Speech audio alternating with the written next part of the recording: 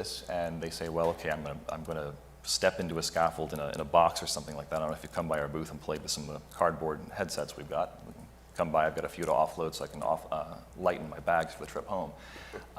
So you're able to go in a fully immersive mode and really walk through the job and really experience what a scaffold looks like up close and personal, which is all well and good when you can do this stuff in your head, but for a customer who doesn't necessarily process this in their head, they're able to really understand the solution that you're offering them, and they're able to better explore that. So we've seen the emergence now of virtual reality into these scenarios to really help communication and collaboration. Now, the next step with 3D, throwing another acronym, MR, mixed reality, is the ability to take those virtual models and structures and bring them into the real world. So in the constructability, going back to completed projects and facilities, we're seeing applications of this to where a rebar detail model, for example, is brought into the work site and dropped in front of someone. And I'll show you what this looks like in a second through the view. But basically, you have these headsets that these guys are wearing up here. And you're able to see through that headset a model that's dropped into the real world around you. So the applications, as they're still being felt out, admittedly, even upstream, they still figure out how they're going to leverage mixed reality. But just like 3D before it, and virtual reality before that has come since then, these things are taking hold as industry trends. So, of course, you can do this with Scaffold as well, the ability to drop a model into place. And the applications that we're seeing take hold are things like this sample here, a collaborative environment where instead of building a scale model of the project and sitting on a table and walking around it, you're able to pop on a headset, see a 3D rendering of what you're working on, whether it's a building, a scaffold, or really whatever. And then if you need to make any changes, you can do those in real time in your design tool and bring them right back in the real world and explore them. So we'll take a minute and switch over here and actually show you a quick little demo of what mixed reality looks like in the real world. So how many people in here have had Ali's cardboard goggles on and seen the Scaffold demonstration? It's amazing, isn't it? The thing about the VR goggles is you're not able to see anything else. And so when you put the VR goggles on, it's probably best to be sitting. I've found that sitting in a swivel chair is best because when you turn and turn back, if there's motion, it will knock you over. It's just something that happens. What Ali's putting on his head right now is called a HoloLens, and it is not a VR goggle. He can see you right now. He can see through the lenses that are going to project the image.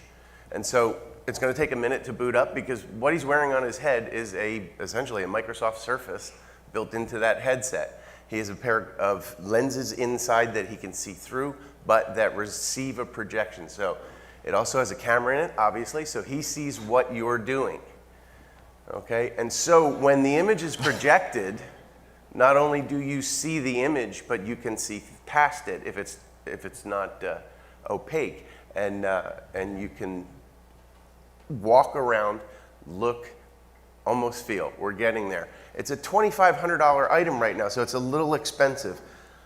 You're selling them cheap, they're like $3,000. Yeah, and okay, so $3,000. So what'll happen over the next year or two is the adult entertainment industry will get a hold of this. It'll bring the prices way down.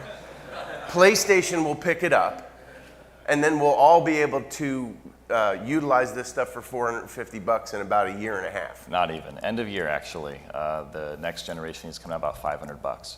So right now, this is a complete onboard. Thanks, by the way, for that. And I was going to say the adult entertainment joke. I was tempted to make that joke, but in a room full of erection specialists, I don't know if I'm going to get away with it. So always wanted to make that joke at one of these things. Great, now I've done it. So yeah, this is a complete onboard computer, and I know I look so cool right now, so I can totally see you guys snickering under your breath. He's geeking out. Yeah, I love this thing.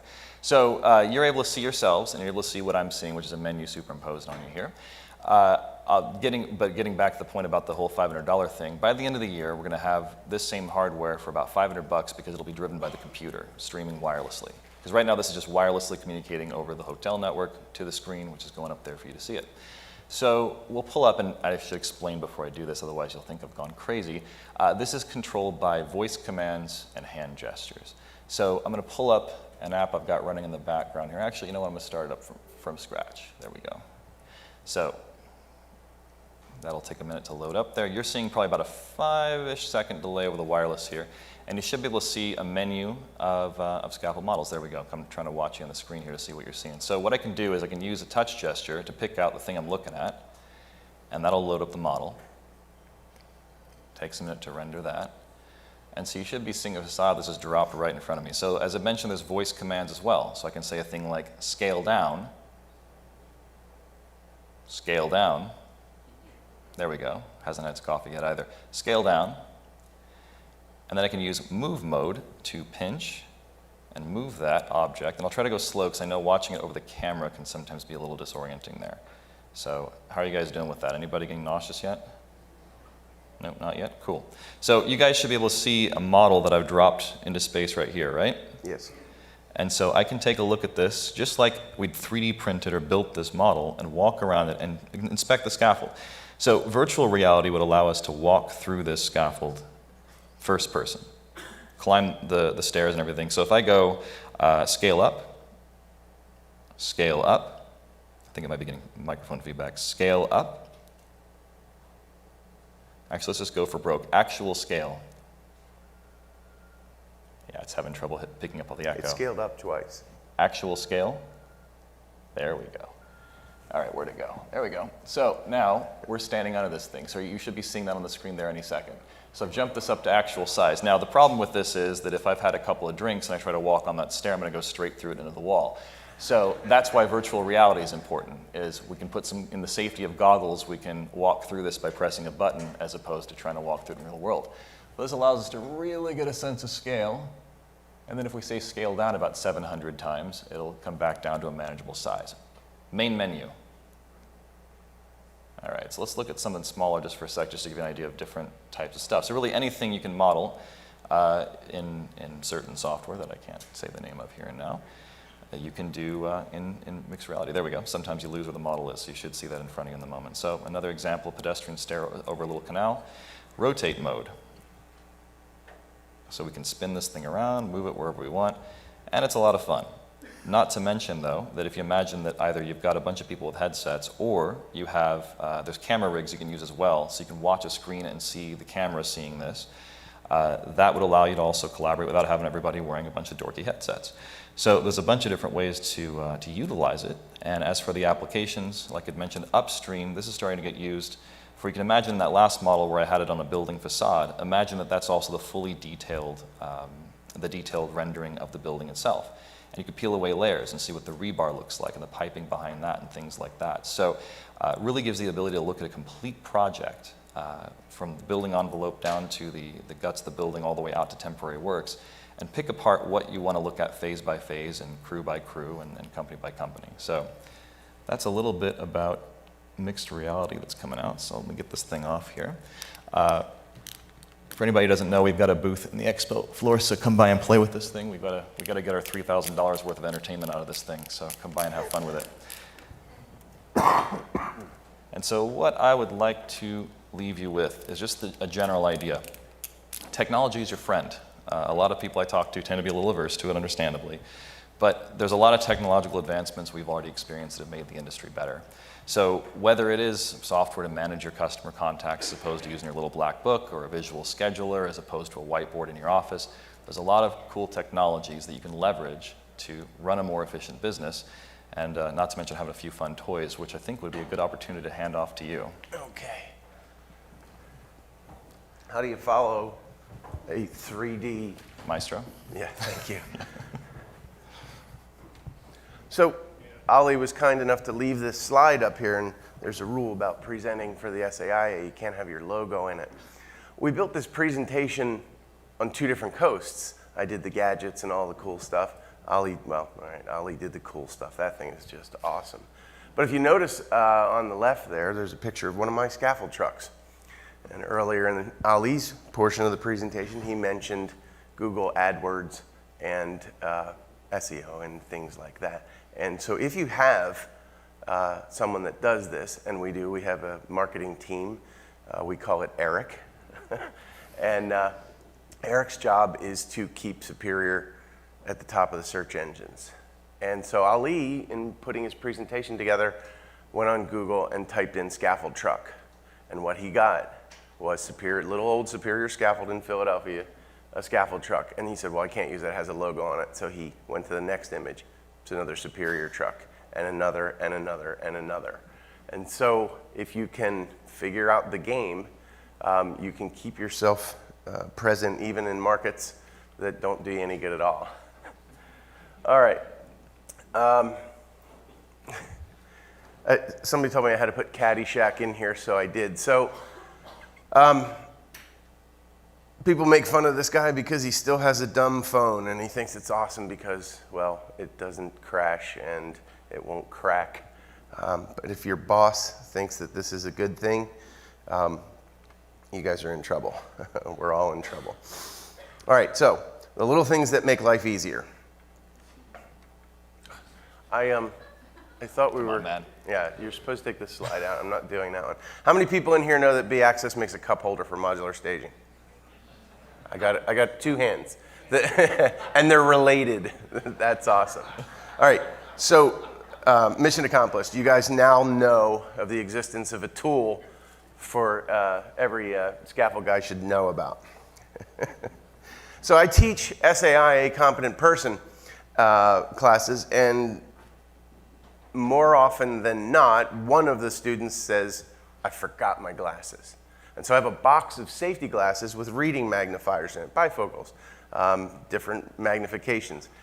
Anybody in here aware of the existence of safety glasses with reading lenses? Well, now you all are. They cost about 50 cents more than a pair of glasses without readers in them. So for $1.30, your aging workforce does not have to remove their safety glasses in order to see or to purchase really expensive prescription safety glasses. Texting. Anybody in here not text? For business, I should say. Oh, Alan? Okay. So everybody's doing it. There is a ton of information traveling back and forth via text. And the reason we do it is, unlike voicemail and phone calls, that text message goes out and it sits there. And if somebody receives a text message and they look at it, it's been delivered. If they don't look at it, the next time they pick up their phone, they're going to look at it. And so texting is a way that we can be assured that that person's going to get that message, they're going to reply to it, and they're going to bring it back. And so we don't miss calls, and we don't have to deal with voicemail. So there's a way that you can send a text message from your email program. So if you have a cell phone number and you know the person's carrier, all cell phones have a hidden email address, and it's the phone number and then however the carrier handles email. So in this case, the phone number at mms.att.net, that looks like an email address, but that's how a text message is delivered to a phone. And so everybody who's using ATT can know this one. I'll give you a list of as many of the other carriers as I knew about. And so what can we do with this? You can send text messages from your email program. You can create groups. You can, groups such as scaffold builders or drivers or something like that. We can send group reminders via text message. And the beauty of this is it's not a group text. In other words, how many people in here have been caught in the group text monster that you can't get out of, and at 4 o'clock in the morning you're still getting messages? What this does is it sends an individual email to each one of the phones. So if anybody replies to your text message, it comes back to your email program, which means you can use your rules setting in your email program to save this stuff automatically, to give you alerts that somebody's replied to it. So we send out a reminder. Toolbox Talk due today. So you create a group called Foreman, you put all of their numbers in there, email the Foreman group, and off it goes. We use it for text blasts for safety and for information. So 2 times a week, I put together a Twitter-size piece of safety information. I send it off to the entire carpenter, foreman, and scaffold builder group, and they get it, or I do the drivers or the yard guys. Simple stuff. Extreme heat today. Stay hydrated. Housekeeping things like keep your work area cordoned off from pedestrians. Now, announcements, job canceled due to weather. So you can you can just say, hey, the 5 guys that were on this job, we're going to send them a message to tell them to turn around and head back. Foreman meeting, July 28th at 2 p.m. You can create a nice meeting in Microsoft Office and send it out, and 80% of your guys in the field are never going to do anything with it. But if you send them a text message that tells them to be in the office Friday at 2 p.m., then they understand. So OSHA's requirement for training includes the supervisor delivering the information, giving the workers the opportunity to ask questions regarding the information they've just heard. Okay, the supervisors then answer the questions, and then records are kept. And so that, in a nutshell, is a tiny little, it's what OSHA considers training to be. And so we all follow that format. You may realize that, you may not, but toolbox talk is a piece of information we send out to the field. Our foreman gives that information to his workers. They ask him questions, he answers those questions. They all sign off that they got it, it comes back. That's a training. Well, if you use text messages for small bits of training, when that's all compiled together, if you were to be audited and asked, have you trained the employees in this? And you have that text blast. And by the way, you can put in request a response, something along the lines of reply yes if you understand, or if you have a question, reply with the question. You take their questions and send the answers back to the entire group. So you have the interaction that's required for it to be a training. And then, of course, with your Microsoft Office or any of your, whatever your email client is, that information comes back, you save it in a folder, and so you have additional training that's going on at all times. For the real small guys who don't really have a safety program yet, everybody knows there's an app for everything. And so the Safety Meeting app, that's exactly the name of it, is a full safety program in a box. It gives you your toolbox talks, your other training information, record keeping, and it's all done in a phone app. And then we can move up the line. PerVidi it's based for inspectors. So whatever your inspection process is, you have forms to do that. PerVidi takes that and takes it from paper-based to paperless. At Superior, we use this program called Pronoforms. And Pronoforms is an app that runs on the employees' phones, but from the office, behind the scenes on a computer, you can make a drag and drop form. So any form that you have, we have an inspection sheet for sidewalk protection. I can take all of those questions, create question boxes, and in about 10 minutes, completely turn that paper form into electronic version. And it will accept the foreman's signature on there to make it an official record. Insurance companies are a great resource for safety information.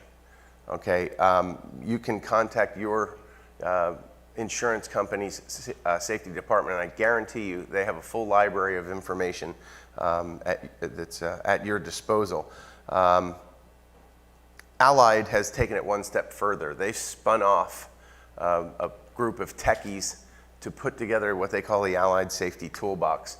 And this thing is going places. Not only is it a place to store your records, but it contains full training programs with instructor information. So you can take your company's safety director, give him this information, your trainer, give them that information, and there's an entire program in there, soup to nuts, everything you need to be compliant. All right, so we talked about gadgets, so we'll do a little bit more software and then we'll get into the cool stuff. Weather is a big concern for scaffold companies. When we teach at in the SAIA Competent Person course, we give the statement, industry standard, no more than 25 mile per hour winds and no lightning. So 25 mile per hour winds, how do I determine the wind where I'm at? I look at my phone, I can see wind, which is at the airport. And so unless the job's at the airport Hilton, it's not really accurate information. So for about 25 bucks, we've got a wind speed indicator, and all you do is push the button, hold it up in the air, and it gives you the wind speed. And so, a really simple gadget, and it's amazing what can happen. In the big cities, gentle breezes coming in from the outside of the city, they rush into what are basically canyons of the skyscrapers, and there are areas within the city where gentle breezes become damaging winds. We had a scaffold damaged by wind about a year and a half ago, and so in part of the investigation, I wanted to get wind speeds for that day. And so as I was digging, I stumbled across a map of Philadelphia, the city that I'm in. And there were 2 red zones. And it seems that the city of Philadelphia has 2 extreme wind zones. Guess where my scaffold was? Right at the apex of the Market Street corridor wind zone. And it was just like, I didn't even know it existed. So, good tip, just do wind speeds and your city name, and you may find out that you have some really dangerous areas. And so there's another factor of wind that we take into consideration and we have to track, and that's when we do an enclosure. So your engineer or the engineering firm that takes care of your scaffold design has said that this is a enclosed scaffold, it's properly tied, and it's good for winds up to something. Okay, and so it's usually 35, maybe 45 miles an hour. And so on average, you're going to be fine. But you have to have a safety plan or well, not a rescue plan, but a safety plan in terms of scaffold. And so if the engineer gives you an upper limit, then you have to wonder not wonder, but you have to be prepared to take this thing down in the event there's a problem, and that's what we do. And so we had a job at a hospital where we had to get this off in 35 mile per hour winds come up. And so the simplest form would be just put a weather station at the site, hook it into the internet, and then you've got on-site weather. Well, that's a bit much. Ham radio operators have done all of this for us. Ham radio operators are bigger geeks than Ali is. I know because I'm a ham radio operator. But you take that weather station, you hook it into a radio transmitter, and it broadcasts that information on a special radio frequency. And so if you go to aprs.fi, I won't give you what it stands for, but you're going to find thousands of trackers and weather stations broadcasting their information on the air. All of this GPS tracking was invented by a ham radio operator named Bob Berninga down in Washington, D.C. At any rate, you can bring up filters, and so we're going to bring up a filter and we're going to turn off everything except for weather. And so we're going to get a bunch of blue dots. These are home weather stations all over, in my case, the Delaware Valley, putting out weather information. So if I have a job north of Trenton, I can pick a local weather station just north of Trenton and find out what the wind speeds are. And so if we look here, at this time, at the time that I made this video, it was only 2.9 mile an hour with 6.9 mile per hour gusts. But if you have a job that you're concerned and high winds are forecast, this is how we handled that job. We threw that up on the computer screen, just let it run in the background. We were watching it. Fortunately, we never hit the magic number of 35 miles an hour, so we were okay. And here's a zoom out of a tri-state area, and you can see there are hundreds of them. If I zoomed out for the United States, the entire map would be blue. All right, so back to the other half of the SAIA Competent Person course, and it says no lightning. So lightning in the area is a problem. Now, everybody has a cell phone. Their cell phone has a weather app on it, and some of us have turned on the storm announcements. And the storm announcements are a great tool. The problem is that an iPhone 6 Plus costs about $900. If you're on the side of a building, in sunny Florida, my favorite, sun shining on your back, on the other side of the building, less than a mile away, all hell is breaking loose. You want to know about it. And so this is actually the reason this entire presentation started. Somebody at the bar in Austin had a lightning detector in their briefcase. And I went, what is that? It's a lightning detector. And I said, A, what is a lightning detector? And B, why do you have one?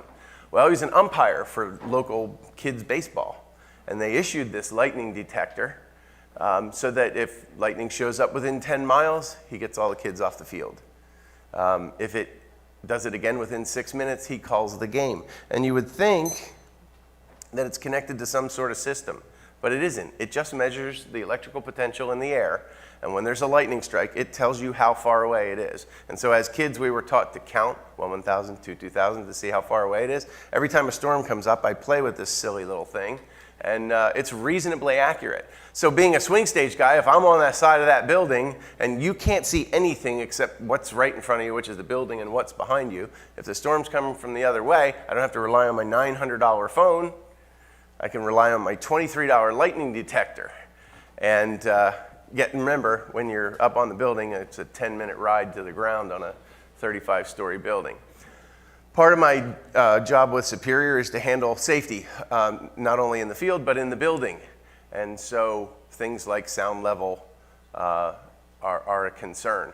And so a sound level inspection can cost $700, $800 for them to come out and put equipment. And when it's all said and done, you're cleared and good to go. So you've spent $700 on it. This thing costs $14 and will give you a reasonably accurate reading.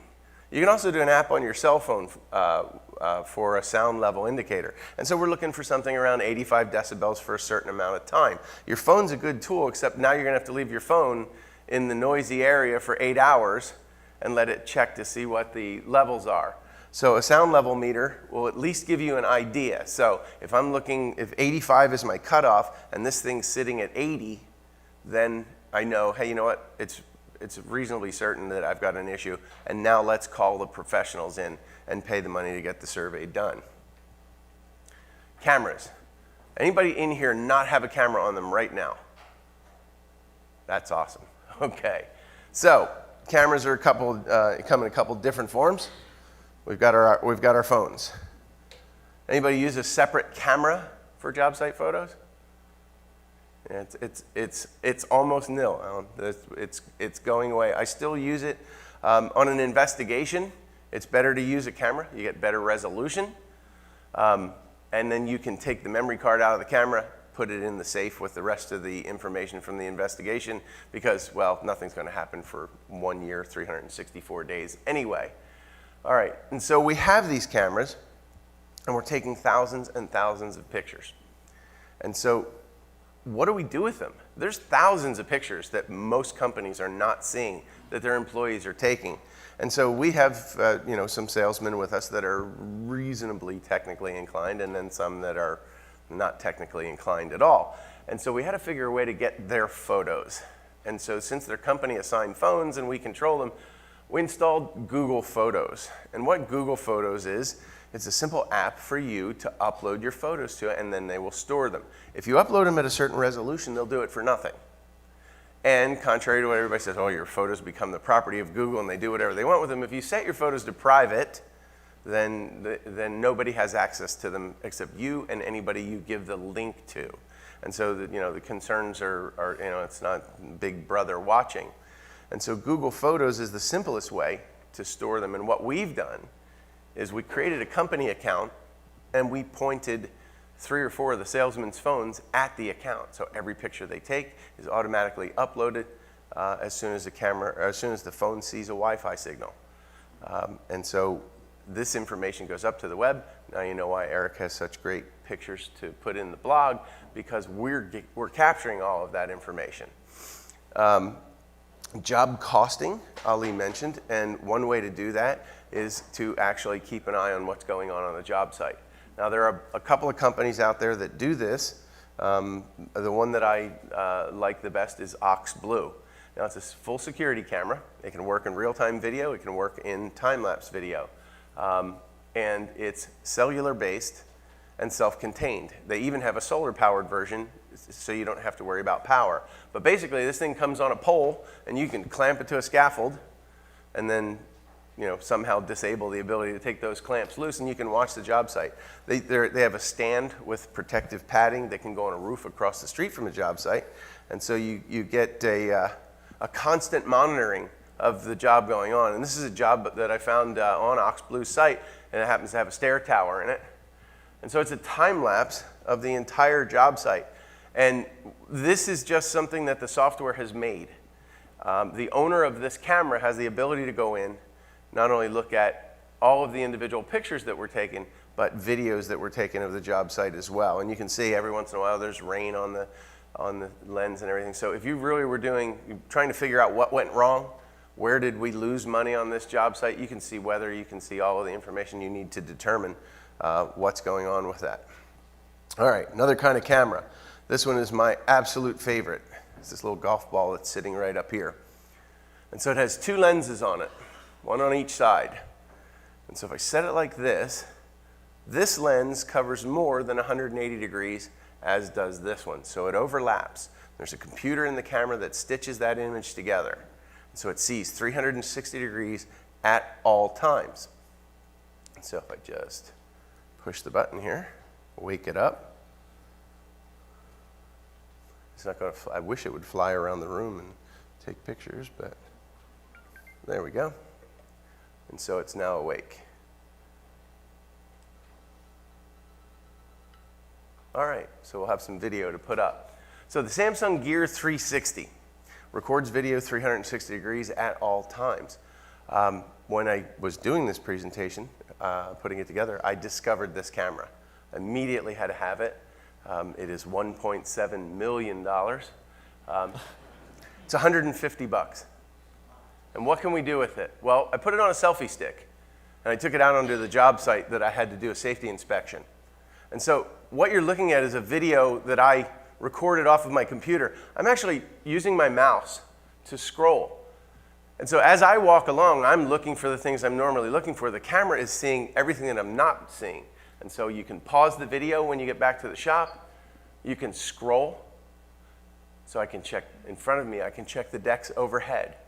So it's seeing everything that I didn't see and giving me the opportunity to go back and look, finish my report, my inspection for the job, and then store that video for later use if we get into a situation where someone's saying that something wasn't the way that we said it was.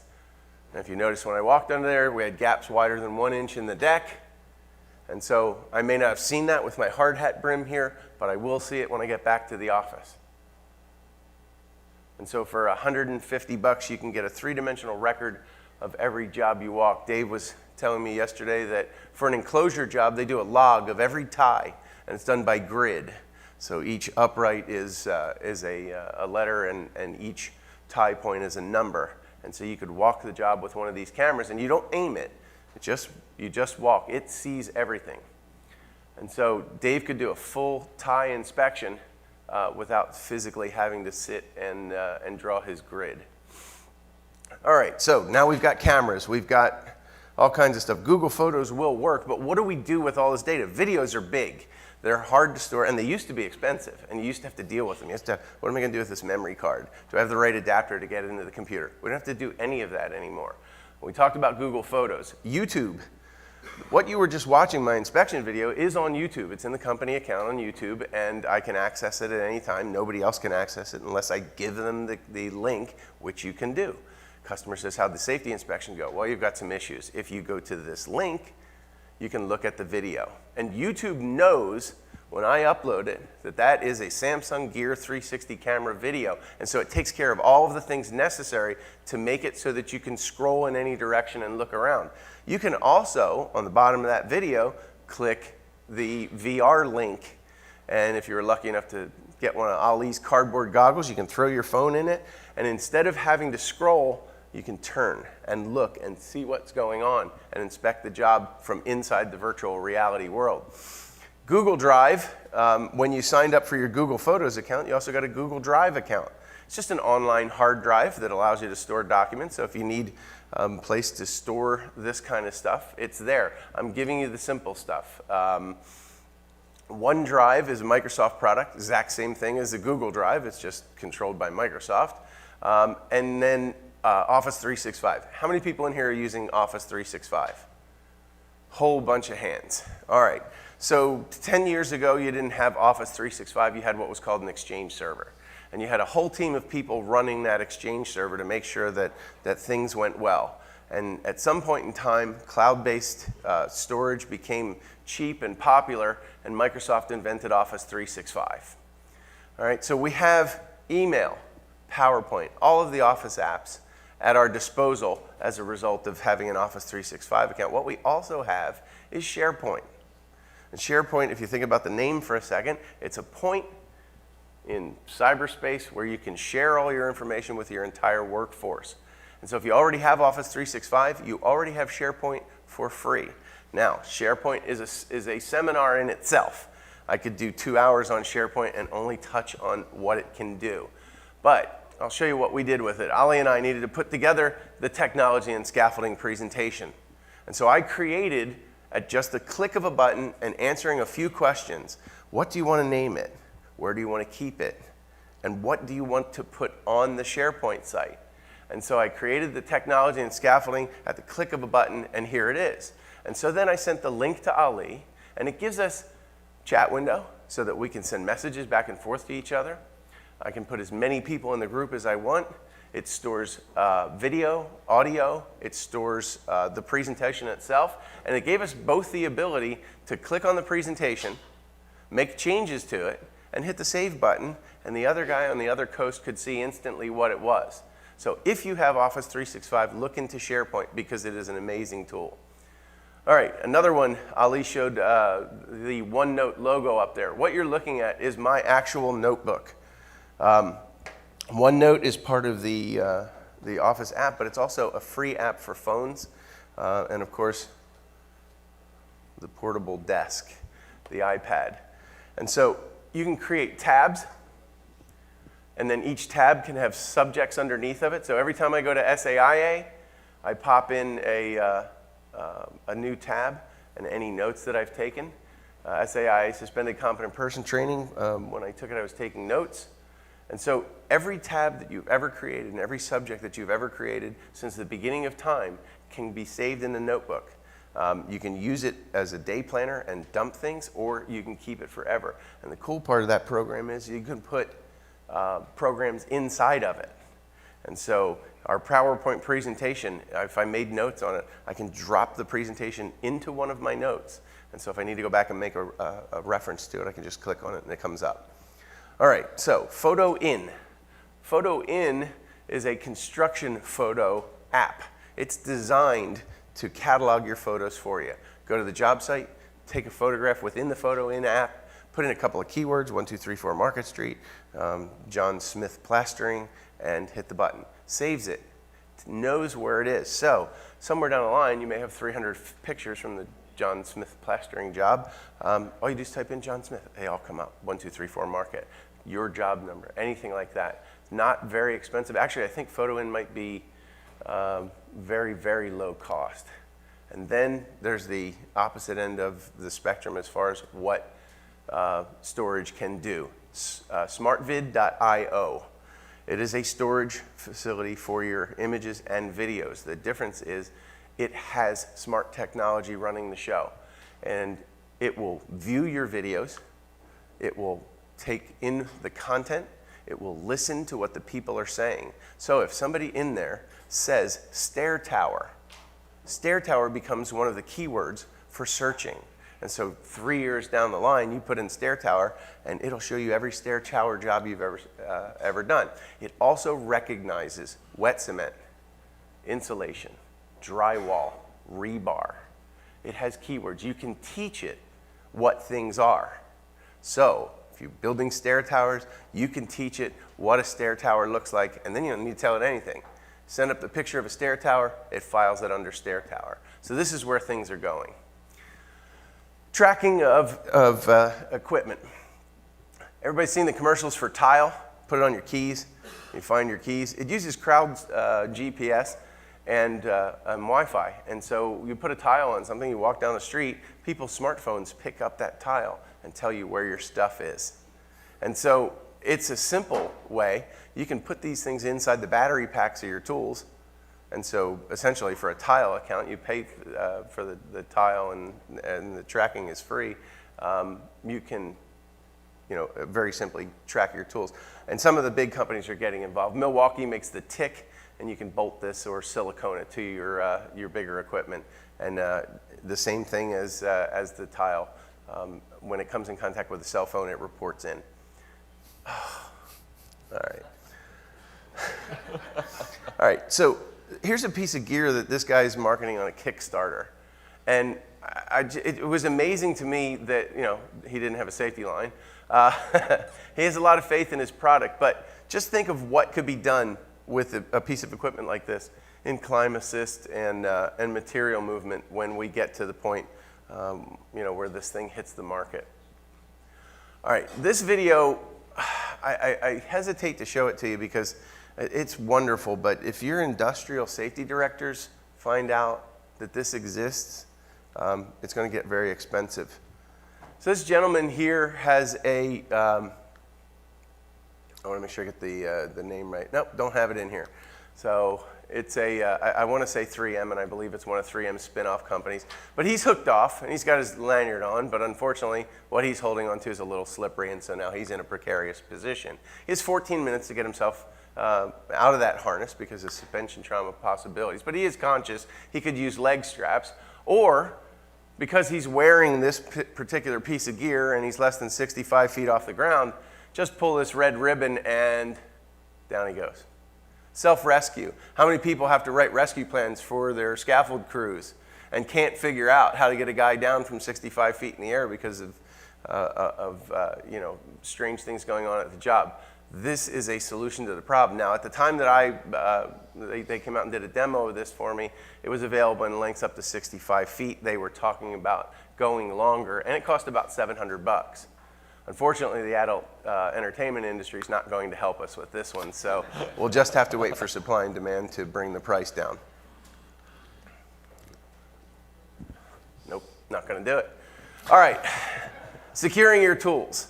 At the time I put this together, I just checked into some tool lanyards, and what I found out, we don't use it very often, but when you're working overhead using tools, obviously a falling tool could be deadly. And so I saw this proto skyhook demo, and I didn't want to have them be the only ones. And then so I threw in Ergodyne because we've used some of them. But yesterday here at the show, Alpha Source was here and had the same lanyard systems, and they've got a lanyard for every possible tool out there. They've got some pretty innovative tool bags. But if you look at the proto skyhook, this thing on the right here is a wristband. And so you put a wristband on each wrist. Your tool belts have receptors for these, right here. And so you're 100% attached to the tool. The tool is attached to your pouch. Your hands are free. All you do is reach down with your wrist and lift up. You're now positively attached to the tool. The tool cannot be unattached. It's either attached to your wrist, or the only way to get it off your wrist is slide your wrist back into that receptor, and it catches the hook. And so it can't be detached. And finally, the greatest tool for any scaffolder, especially somebody with bad habits like me, a company called Oxbox. Anybody have one of these? It's nothing like being up on a swing stage 350 feet in the air and having a self-contained, indestructible, dust-proof coffee maker. It's a Keurig, so y'all know how to use it. It has its own onboard water, and the cord is retractable. It has crane lifting hooks so they can get it up to you. And so now that we're drinking all this coffee, we got to figure out what to do with it. So I guess I have to address it, but not with this. This is a technology seminar. So the Travel John will capture urine and turn it into a gel and make it spill-proof. Now, while I don't endorse peeing while on a side of a glass building 350 feet in the air surrounded by other glass buildings, when you gotta go, you gotta go. And not to leave the ladies out, there's the Go Girl. The Go Girl used to be known as the She-Wee, but I guess when the phrase Go Girl came, they figured that that's what they were gonna do. So with that, I'd like to thank you very much. I don't have any kind of handouts for this stuff. It took hours to shave this thing down to a half an hour. There's lots of stuff we left out, but there's the email addresses. If we can help you with any, catch us here at the show, or just drop us an email at any time. Thank you very much.